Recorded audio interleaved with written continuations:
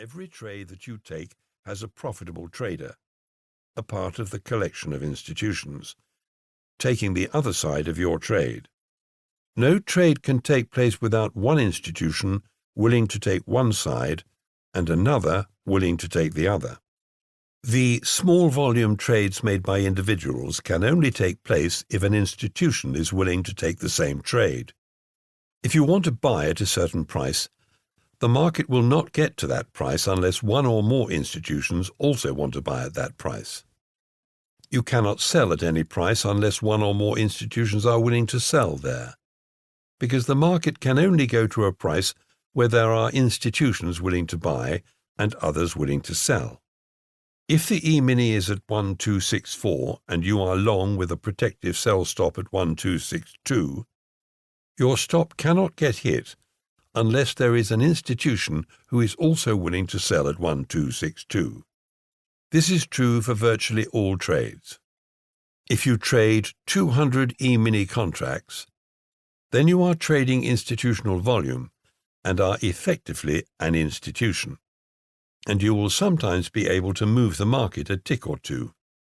Most individual traders, however, have no ability to move the market, no matter how stupidly they are willing to trade. The market will not run your stops. The market might test the price where your protective stop is, but it has nothing to do with your stop. It will only test that price if one or more institutions believe that it is financially sound to sell there, and other institutions believe that it is profitable to buy there. At every tick, there are institutions buying and other institutions selling, and all have proven systems that will make money by placing those trades. You should always be trading in the direction of the majority of institutional dollars because they control where the market is heading. At the end of the day, when you look at a printout of the day's chart, how can you tell what the institutions did during the day? The answer is simple. Whenever the market went up, the bulk of institutional money was buying, and whenever the market went down, more money went into selling. Just look at any segment of the chart where the market went up or down and study every bar, and you will soon notice many repeatable patterns. With time, you will begin to see those patterns unfold in real time, and that will give you confidence to place your trades. Some of the price action is subtle, so be open to every possibility. For example, sometimes when the market is working higher, a bar will trade below the low of the prior bar, yet the trend continues higher. You have to assume that the big money was buying at and below the low of that prior bar, and that is also what many experienced traders were doing.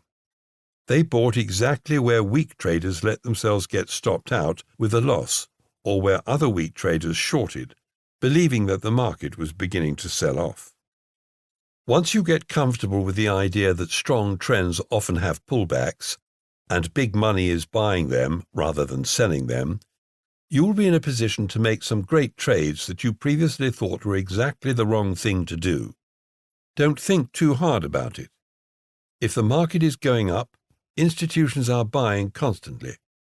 Even at times when you think that you should stop yourself out of your long with a loss, your job is to follow their behavior and not use too much logic to deny what is happening right in front of you. It does not matter if it seems counterintuitive. All that matters is that the market is going up, and therefore institutions are predominantly buying, and so should you. Institutions are generally considered to be smart money, meaning that they are smart enough to make a living by trading, and they trade a large volume every day. Television still uses the term institution to refer to traditional institutions like mutual funds, banks, brokerage houses, insurance companies, pension funds, and hedge funds.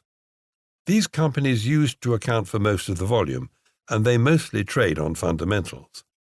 Their trading controls the direction of the market on daily and weekly charts and a lot of the big intraday swings.